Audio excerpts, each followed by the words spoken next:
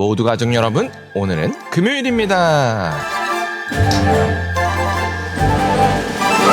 인생이 뜻대로 안 되는 건 모두가 아는 사실이죠. 그러나 목표를 세우고 열심히 하면 할수록 인생이 더 꼬인다는 사실은 많이들 모르시죠. 그렇다면 왜 그럴까요? 그 답이 바로 오늘 본문에 있어요. 그래서 오늘 묵상을 잘 들어보시면 목표를 세우고 열심히 하면 할수록 일이 꼬이는 이유를 아실 수 있을 거예요.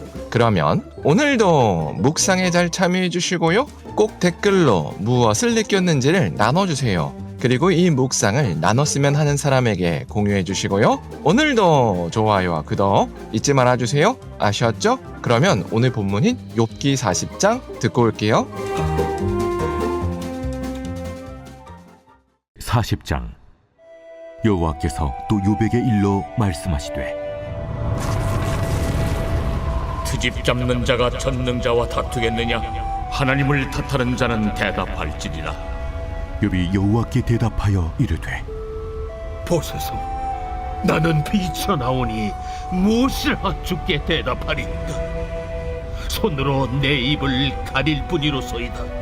내가 한번 말하여 싸운즉 다시는 더 대답하지 아니하겠나이다.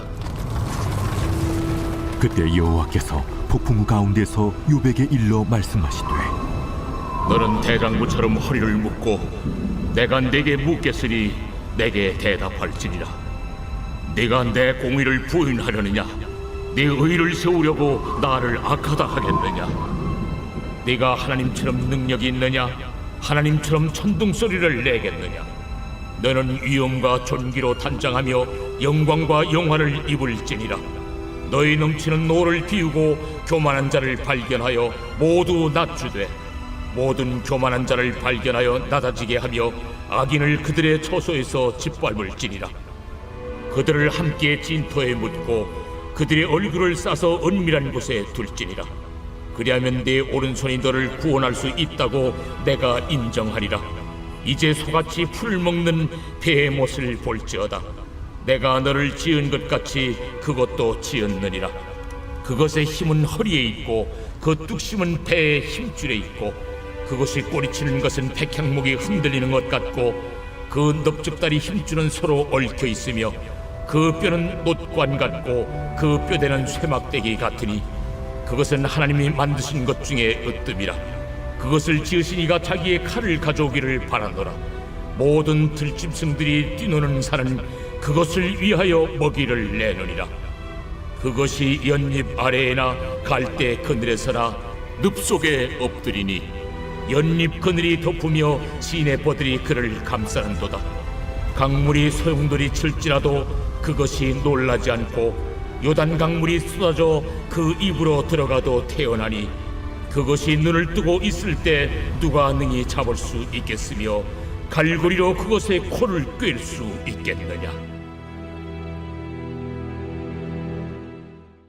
욥에게 다양한 동물들의 특징에 대해서 답해보라고 하신 하나님께서 말을 이어가셨습니다. 하나님께서는 욥에게 하나님의 질문에 답해보라고 촉구하셨습니다. 그러나 욥은 답할 수 없다고 답했습니다. 그러자 하나님께서 다시 한번 욥에게 물으셨습니다. 그 내용은 욥이 행할 수 없는 일을 할 수 있냐는 질문이었습니다. 그래서 하나님께서는 욥에게 욥이 만약 하나님처럼 교만한 자들을 모두 찾아서 그들을 완전히 굴복시킬 수 있다면 욥의 능력을 인정하시겠다고 말씀하셨습니다. 그러나 이는 별을 따와봐라와 같이 불가능한 상황을 전제하신 표현이었습니다. 그러시면서 더욱이 불가능한 일을 해보라고 요청하셨습니다. 그 요청사항은 베헤못을 소처럼 끌어보라는 요청이었습니다. 참고로 베헤못은 당시 존재했던 동물이었습니다. 그리고 그 존재를 욥도 알았습니다. 그래서 하나님께서 욥에게 베헤못에 대해서 물어보신 겁니다. 그런데 베헤못에 대한 묘사를 보면 누가 봐도 그냥 공룡입니다.